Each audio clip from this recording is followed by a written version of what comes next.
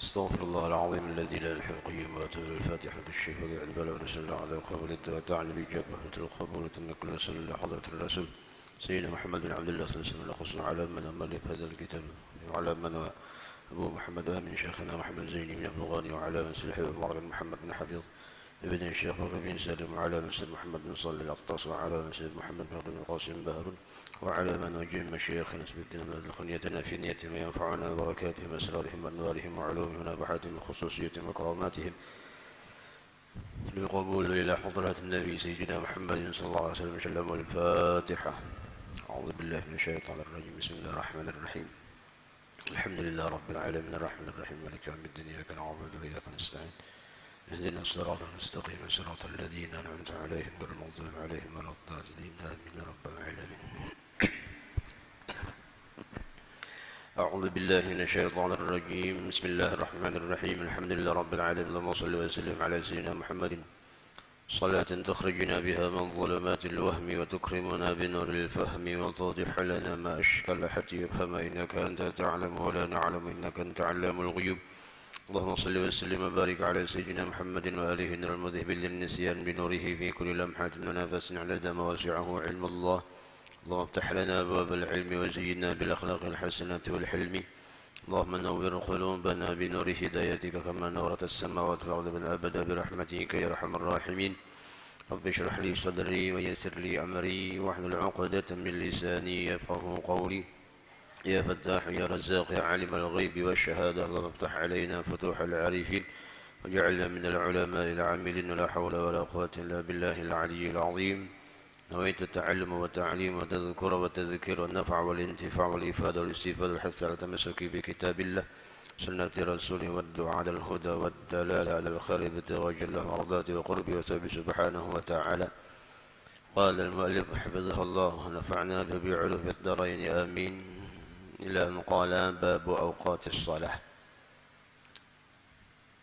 Alhamdulillah, pada kesempatan pagi hari ini kita menyambung pengajian kita masuk kepada bab waktu-waktu sholat. Nah, sebelum kita membahas tentang waktu-waktu sholat, kembali tentu tidak ada salahnya untuk kita memperbaharui niat i'tikaf kita di masjid ini dengan niat nawaitu an a'takifa fi hadzal masjid muddah iqamati lillahi ta'ala. Bab awqatis shalah, bab waktu-waktu salat. As-salawatul maktubah khamsah. Seperti yang kita ketahui, sembahyang yang sudah menjadi ketentuan yang diperlukan itu ada 5, yaitu wahiyya az-zuhru wal 'asr wal maghrib wal 'isya wal fajr. Yaitu salat zuhur, asar, maghrib, Isya dan Fajar atau salat subuh. Wa qad jama'aha Allahu lin-nabiyyina Muhammadin sallallahu alaihi wa alihi wasallam fi hatainil ayatain.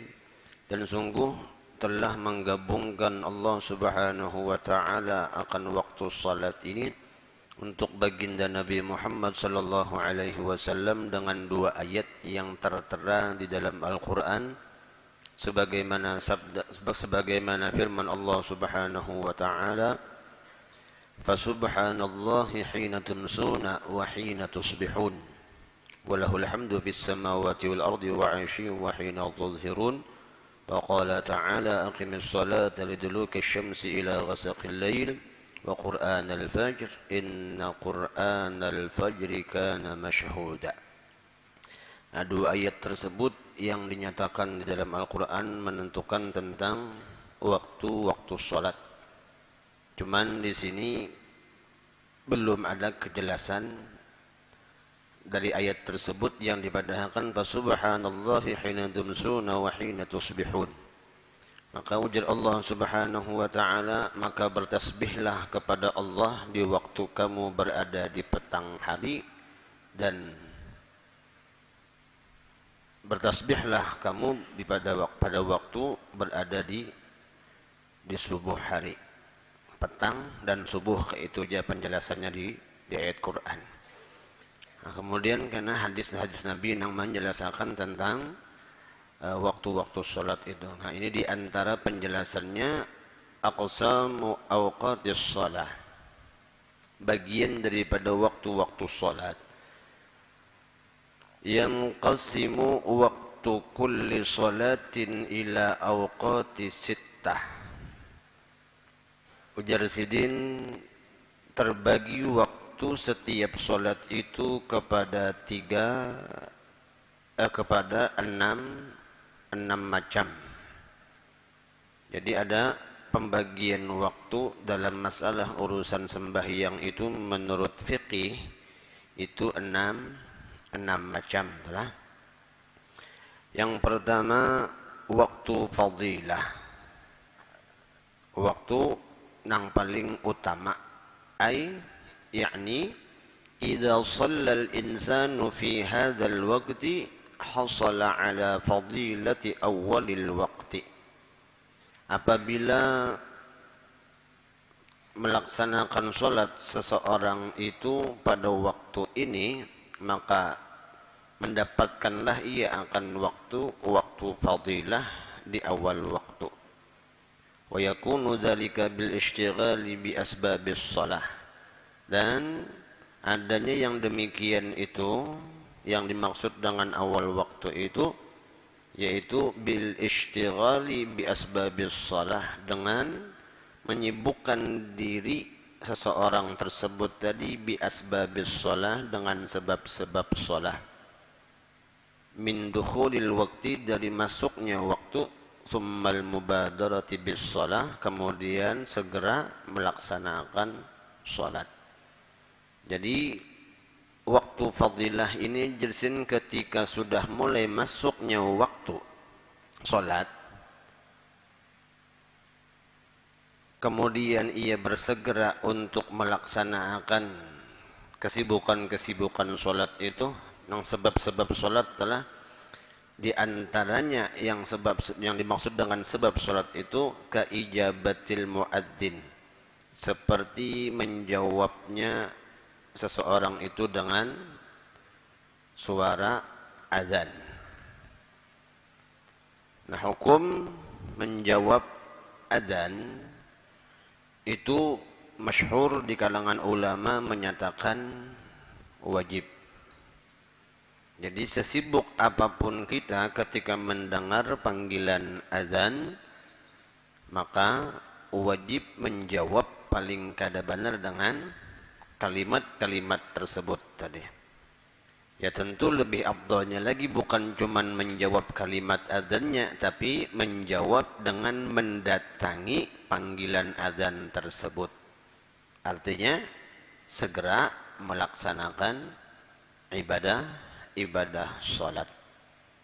Kenapa? Sebab karena pelaksanaan ibadah di salat di awal waktu itu mempunyai keutamaan yang luar biasa. Nah, sebagaimana hadis yang diriwayatkan oleh Abdullah bin Mas'ud ketika bertanya kepada baginda Rasulullah sallallahu alaihi wasallam, ujar Abdullah bin Mas'ud, ayyul amali afdal. Ujar Abdullah bin Mas'ud bertakun lawan baginda Rasul sallallahu alaihi wasallam, perbuatan apa atau pekerjaan apa yang paling afdal? Kemudian baginda Rasul sallallahu alaihi wasallam menjawab, as-salatu li waqtiha, salat pada waktunya. Yang dimaksud dengan salat pada waktunya yaitu salat di awal waktu. Bahkan dalam riwayat yang lain, salat di awal waktu itu awwaluha ridwanullah. Salat di awal waktu itu adalah keridhaannya Allah Subhanahu wa ta'ala. Nah, jadi pintangan menjawab azan tadi nang afdalnya ketika suara azan berkumandang, apalagi kita mengetahui dengan makna kalimat daripada hayya 'alas shalah, mari lakukan salat. Setelah itu disambung dengan kalimat apa? hayya 'alal falah. Artinya bagi siapa orang yang hendak mendapat keberuntungan, maka segeralah lakukan salat. Kan kayak itu secara hakikat makna hayya 'alal falah itu. Bagi siapa yang hendak mendapatkan keberuntungan, baik keberuntungan dunia ataupun keberuntungan akhirat, maka segeralah lakukan salat. Itu maksudnya adalah, jadi bintangan asbabus shalah tadi keijabatil muadzin, seperti menjawab daripada kalimat-kalimat muadzin. Wat taharah, termasuk di antaranya bersuci, itu pun termasuk di antara asbabus shalah juga yang menyebabkan kita untuk melaksanakan salat tadi. Kemudian satril aurah, menutup lawan aurat, wantizaril jamaah, dan menunggu jamaah. Nah, jadi selama kesibukan-kesibukan itu masih berhubungan dengan masalah urusan salat, misalnya kayak bersuci tadi, atau berpakaiannya kita dengan pakaian-pakaian untuk pelaksanaan salat tadi, kemudian menunggu jamaah, itu masih dianggap awal waktu. Nah, itu menurut yang pintangan di kitabnya lah. Kemudian yang kedua, waktu ikhtiar. Waktu ikhtiar ini maksudnya apa? Ikhtara syari' an tusalla salatu fi hadil waqti illam tusalla fi waqtil fadilah. Artinya memilihnya seseorang itu dalam syariat, diperbolehkannya dalam syariat untuk melaksanakan ibadah salat itu pada waktu selain daripada waktul fadilah tadi. Artinya lamunnya sudah keluar daripada waktu yang utama tadi, maka ini termasuk waktu ikhtiar. Artinya apa? Tergantung kitanya, pilihan kita nih hendak menggawi, lamunnya hendak dapat nang awal waktu, berarti waktu fadilah. Mundur pada itu berarti waktu ikhtiar maksudnya. Cuman ujar Abah Guru Zuhdi Arwah Sidin membagi waktu-waktu tersebut sebagaimana hadis Nabi yang menyatakan awwaluha ridwanullah, awsatuha rahmatullah, wa akhiruha afwallah. Berarti Sidin awal waktu itu, waktu salat itu dibagi 3. Karena ada hadis Nabi yang sekalipun dhaif yang menyatakan awwaluha ridwanullah, awsatuha rahmatullah, wa akhiruha afwallah. Karena ada 3 pembagian daripada hadis tersebut. Pertama, ridwanullah. Yang kedua, rahmatnya Allah. Dan yang ketiga, pengampunan dari Allah atau maafnya dari Allah. Berarti seandainya jenjang waktu salat itu ada 3 jam, misalnya antara zuhur lawan asar, anggap 3 jam, berarti 1 jam pertama itu masih dianggap awal waktu. Kemudian 1 jam yang kedua dianggap pertengahan waktu, dan 1 jam yang ketiga itu berarti sudah termasuk di antara nang akhir waktu. Itu menurut pernyataan di antara hadis Nabi yang membagi waktu salat, awwalul waqti ridwanullah, wa wastul waqti rahmatullah, dan akhir waktu itu afwallah tadi. Nah, kemudian yang ketiga, waktu jawaz.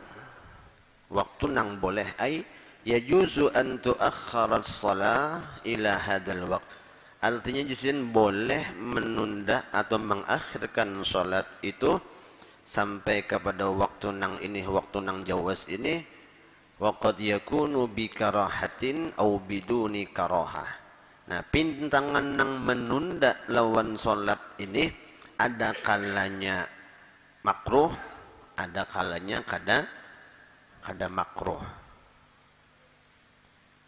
Kemudian yang keempat dari pembagian yang 6 tadi, waktu hurmah, waktu nang diharamkan.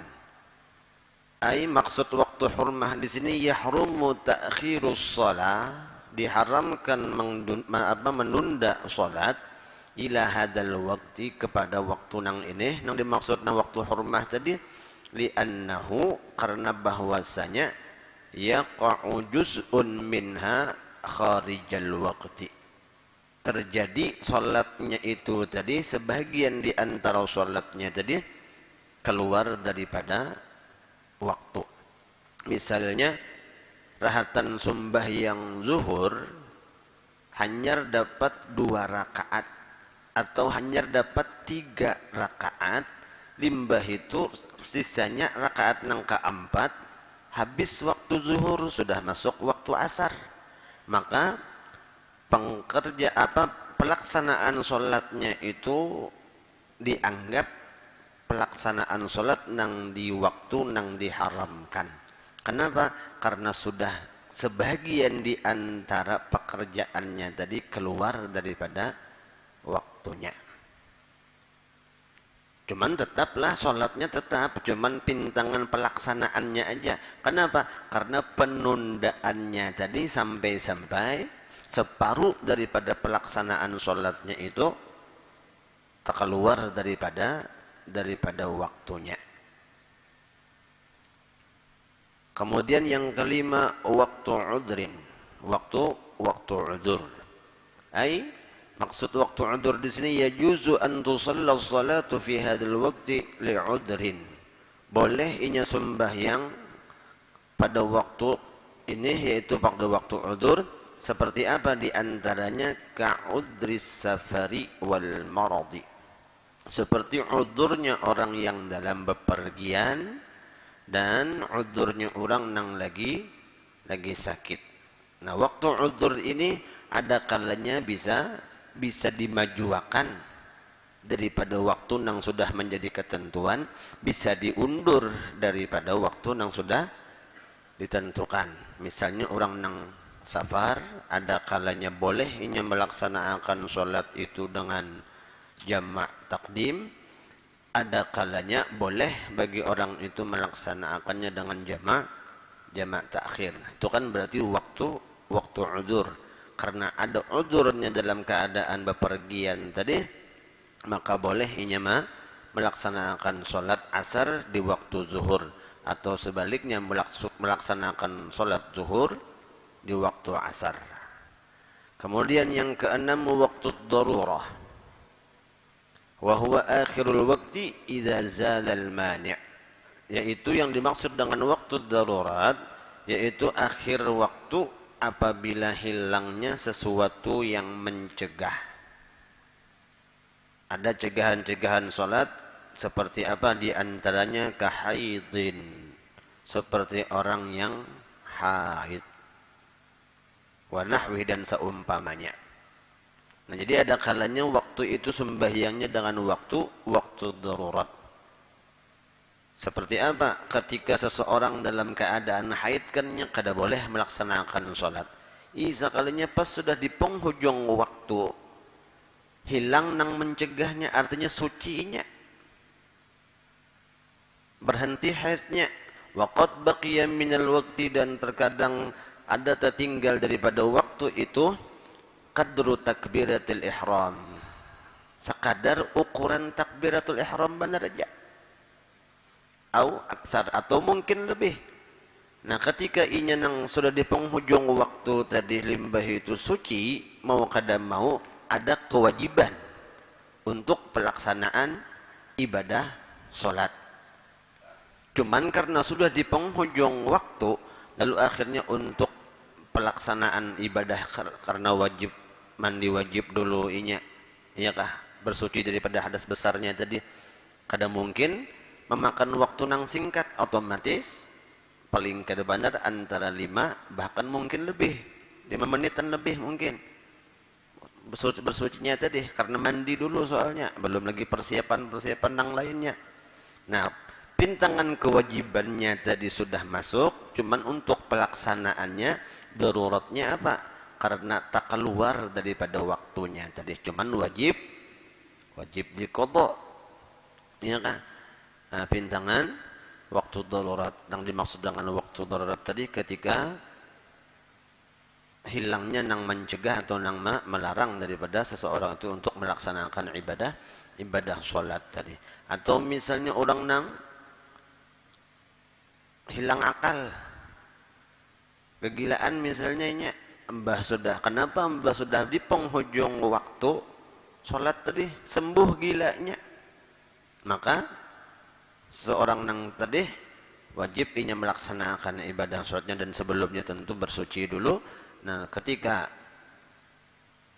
masa bersucinya tadi tahu-tahunya habis waktunya, maka pelaksanaan sembahyangnya di waktu darurat.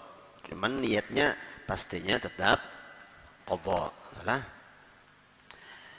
Nah, jadi 6 waktu itu nang dibagi oleh syariat. Ada waktu fadilah, ada waktu ikhtiar, kemudian waktu jawaz, waktu hurmah, dan waktu udzur, serta waktu darurah. As-salatul ula, sembahyang yang pertama yaitu az-zuhur, sembahyang zuhur. Wa summiyatiz zuhra li'annaha zahiratun fi waqtin nahar. Dinamakan sembahyang zuhur itu karena jelas dikerjakannya di waktu siang hari.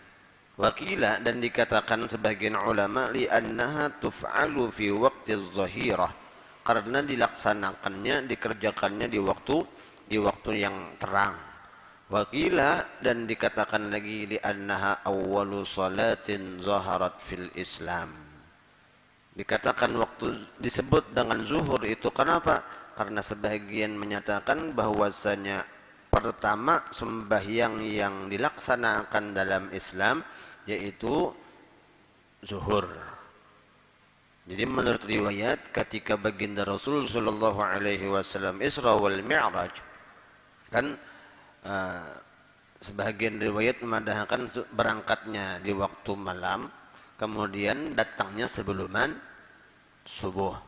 Bahkan ada yang menyatakan sebagian riwayat belum lagi sempat dingin bekas pembaringan Rasulullah itu sudah datang dari perjalanan Isra wal Mi'raj.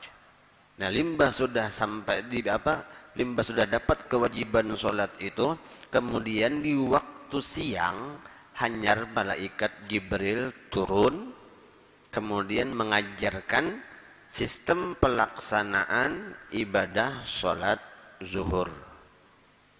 Jadi malaikat Jibril turun mengajarkan kepada baginda Nabi dengan pelaksanaan sholat, yang diawali pelaksanaan sholat itu yang diajarkan oleh malaikat Jibril yaitu sholat zuhur awalnya. Jadi sebagaimana apa yang kita lakukan saat ini sembahyang zuhur, nang bacaannya secara sir, artinya kada nyaring, itu sebagaimana nang diajarkan oleh malaikat Jibril kepada baginda Rasul sallallahu alaihi wasallam. Ya kan? Dan yang pastinya kada mungkin kita kawan melaksanakan ibadah solat sebagaimana apa yang dianjurkan oleh baginda Nabi lamunnya kita kada belajar dari guru ke guru yang sampai sanadnya bersambung kepada baginda Rasul sallallahu alaihi wasallam. Lamunnya cuma sebatas memaham daripada ayat Quran atau memaham daripada sekadar hadis Nabi sallallahu alaihi wasallam, belum tentu kita kawa memaham secara akal kita, melainkan pemahaman yang kita gunakan harus disertai dengan adanya guru yang membimbing akan lawan kita. Nah, makanya sebagian kita orang Martapura atau orang Banjar, banyak guru-guru kita yang menganjurkan untuk masalah urusan sholat ini dan masalah ibadah-ibadah yang lain itu bagusnya ada sanad.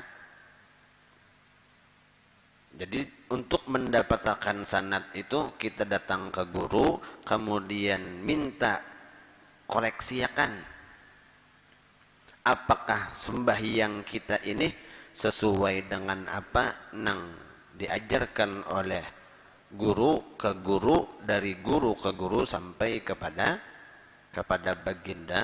baginda Rasul sallallahu alaihi wasallam. Kayak pintangan masalah tata cara soft itu kan lamunnya sebahagian orang ada yang berpendapat merapatkan soft itu dengan bagian kaki yang bersentuhan, ya kak. Sedangkan yang masyhur dalam riwayat merapatkan soft itu, merapatkan barisan itu dengan menyentuhkan, bersentuhannya antara apa ngarannya nih, siku kah, bagian sisi tangan kita nih lawan jamaah nang di sebelahnya, itu nang iyanya, nang masyhurnya, nang afdalnya bukan bagian batis nang disampukakan, ya kak. Masalahnya apa? Lamunnya bagian posisi batisnya aja nang disampukakan, lamunnya jaraknya ranggang, otomatis batis nang terlalu berbirangkang dilihatkin kada nyaman, ya kak. Bayangkan japian sembahyang dalam misalnya batis limpat batasan yang standar bebirangkang dilihatkin kada nyaman, ya kak. Cuman bukan berarti salah, cuman kurang sempurna. Kenapa?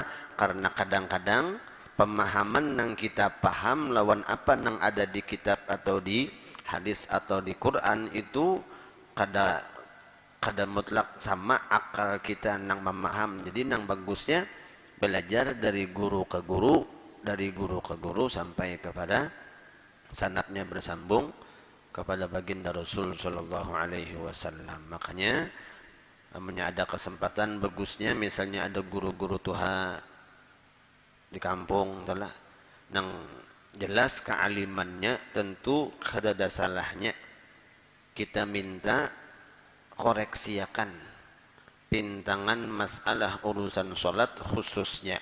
Kenapa? Sebab karena awwalu ma yuhasabu bihil abdu yaumal qiyamah as-salah. Nang paling pertama yang bakal dihisab kelak di akhirat itu adalah salat. Yang kita khawatirkan perasa kita bujur sekalinya kada sesuai lawan apa nang dianjurakan dalam syariat. Maka kan mengaran manusia ini nafsu atau tabiat sudah hampir kebanyakan seorang pangnang bujur. Dan kadang-kadang sudah menjadi tabiat indah disalahkan. Ya kan? Jadi nang bagusnya kita tahu misalnya ada guru-guru Tuhan nang kawa mengarahakan, tentu baiknya ada baiknya lah untuk kita mengambil kesempatan yang sekiranya belajar bujur sembahyang itu sebagaimana nang ujar Nabi sallu kama ra'aitumuni usalli. Salatul ula tadi sembahyang zuhur. Waktunya yadkhulu bizawali syamsi. Masuknya waktu zuhur itu dengan tergelincirnya matahari. Maksud yang zawal syamsi di sini, karena insyaallah ada penjelasannya setelahnya, wa yakhruju, dan keluarnya atau habisnya waktu zuhur itu idza sara dhillu kulli syai' mislah, apabila menjadi bayang-bayang sesuatu benda itu seumpamanya, ghaira dhillil istiwa, selain daripada bayang-bayang pada waktu istiwa. Maksud istiwa di sini yaitu ketika matahari tepat di bagian atas kepala kita atau di atas suatu benda.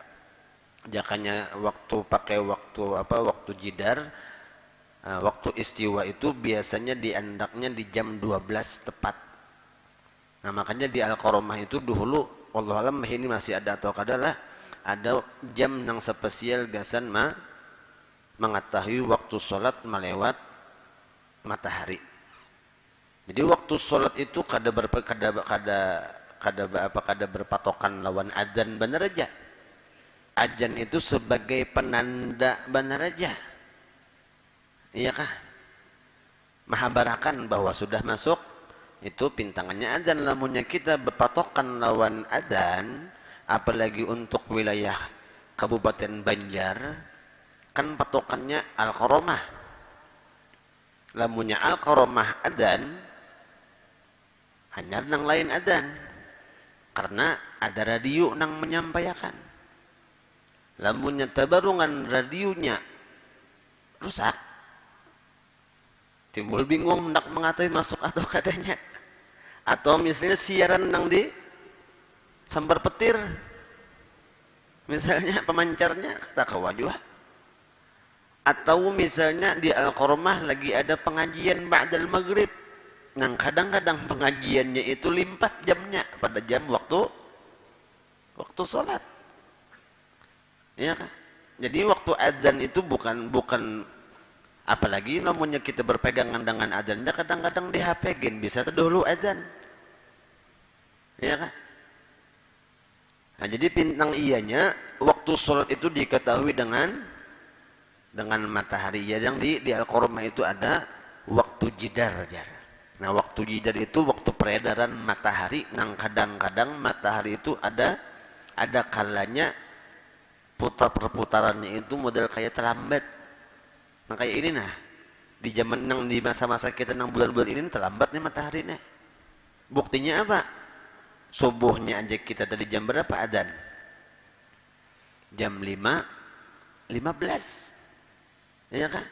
Dulu sebelumnya jam 5 kurang 15 malah sudah adzan. Ini jam 5 lewat 15 hanya adzan. Berarti ada peredaran yang kadang-kadang waktu itu, makanya ada kalanya kalau di Arab ada kalanya waktu itu terpanjang malam, ada kalanya nang terpanjang siang.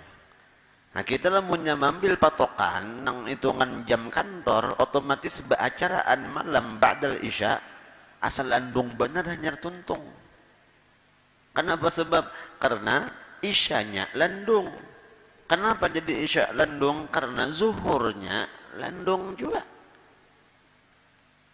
Jadi seandainya menggunakan waktu jidar, waktu sholat tadi, menghitung matahari apabila matahari pas di atas suatu benda, ini matahari misalnya di benda, mempas di atas atau mungkin tergeser sedikit, cuman patokannya tadi berpintangan lawan bagian satu benda tadi, maka di situ mandak jam, menempatkan jam 12 tepat siang hari. Nah, limbah itu tergelincir matahari yang nang awalnya masuk waktu zuhur ya bizawali syamsi jar, dengan tergelincirnya matahari nang mana? Ketika tepat di atas kepala tadi. Lamunnya timbulnya mulai timur ke barat, otomatis apabila tergelincirnya matahari ke sini timbul bayangan sedikit. Nah, berarti masuk waktu zuhur. Iya, nang ikhtiyatnya kita orang Banjar, lamunnya pas di atas kepala jam 12, masuk waktu zuhur bila waktu sholatnya jam 12 lewat 5. Ya kan? Asal waktu sholat, waktu jidar bahasa kita di kampung, nah berarti apabila jam 12 lewat 5, masuk waktu zuhur. Jadi asarnya kena pulang. Ada pulang caranya hendak mengetahui Pak, apabila masuk waktu asar. Nah, wa yakhruju, dan keluarnya, habis waktu zuhur itu, idza shara dhillu kulli syai'in mislah, apabila menjadi suatu bayangan itu sama lawan ukuran bendanya. Jadi seandainya ukuran benda ini 10 cm, kemudian bayangan yang ditimbulkan oleh matahari kepada benda yang 10 cm tadi, apabila diukur panjang benda lawan panjang bayangan sama, nah itu berarti habis masuk waktu zuhur.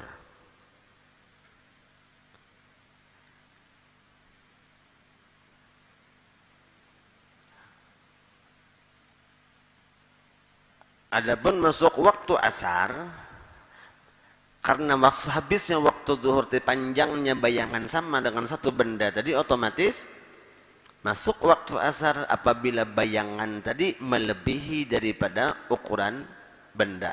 Apabila benda diukur misalnya 10 cm, diukur bayangan tadi jadi 12 cm misalnya, 2 cm berlebih, berarti sudah masuk waktu asar. Tapi insya Allah itu sambungannya dalam kesempatan yang akan datang, karena pembahasan awal waktu asar. Jadi tadi pintangan habisnya waktu zuhur itu ketika bayangan sesuatu benda sama panjangnya lawan benda tersebut.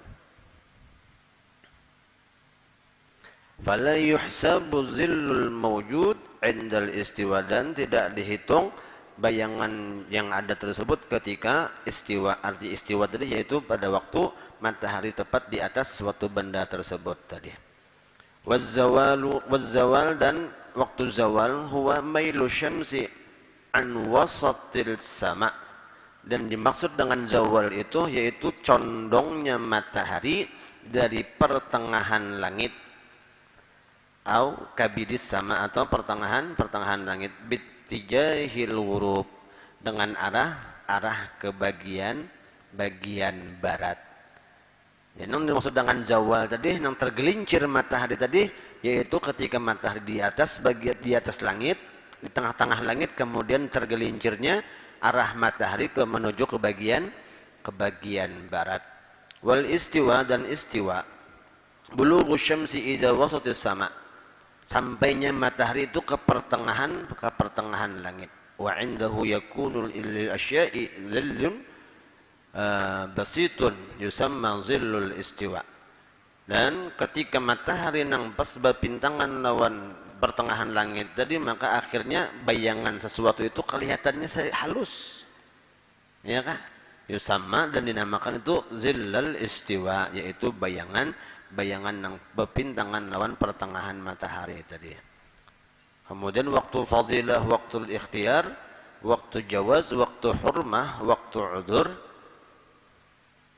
sudah dibahas sebelumnya tadi. Adalah yang waktu fadilah yaitu awal waktu dengan kadar ukuran menyibukkan diri kita dengan persiapan sholat tadi. Nah, kemudian as-salatu tsaniyah, sembahyang yang kedua yaitu sembahyang asar. Masuk isyraq belum? Sudah. Ya kah? Sudah. Nah, salatu tsaniyah, sembahyang asar, insyaallah waktunya kita sambung dalam kesempatan yang akan datang. Mudah-mudahan apa yang disampaikan ada manfaatnya, khususnya dalam pribadi ulun, dan mudah-mudahan akan berkat kita hadir di majelis ilmu. Segala dosa dan kesalahan kita, dosa dan kesalahan kedua orang tua kita, guru-guru kita, jalan tetangga kita, dan seluruh kaum muslimin diampuni oleh Allah Subhanahu wa taala, zahir batin seumur hidup, dan mudah-mudahan dengan berkat kita hadir di majelis ilmu segala hajat-hajat kita, hajat kedua orang tua kita, hajat guru-guru kita yang pernah berjasa dan berhajat lawan kita pun dikabulkan oleh Allah Subhanahu wa taala, baik hajat dunia ataupun hajat-hajat akhirat. Dan mudah-mudahan dengan berkat kita hadir di majelis ilmu kita diberikan kemudahan oleh Allah untuk bisa berziarah ke makam Rasulullah, baik ibadah haji atau ibadah umrah, dan mudah-mudahan kita seberataan, kita keluarga khususnya, dan seluruh kaum muslimin selalu diberikan iman yang sempurna, mati membawa iman, dapat mengucap kalimat la ilaha illallah di akhir hayat, masuk syurga bighairi hisab, berkumpul bersama dengan baginda Rasulullah dalam syurga. Amin ya rabbal alamin. Ala hadhihi niyyah salihah bil qabul wa ila hadratin nabi sayyidina Muhammadin sallallahu alaihi wasallam. Shalom al-Fatihah. A'udzu billahi minasyaitonir rajim. Bismillahirrahmanirrahim. الحمد لله رب العالمين الرحمن الرحيم مالك يوم الدين إياك نعبد وإياك نستعين اهدنا الصراط المستقيم صراط الذين أنعمت عليهم غير المغضوب عليهم ولا الضالين.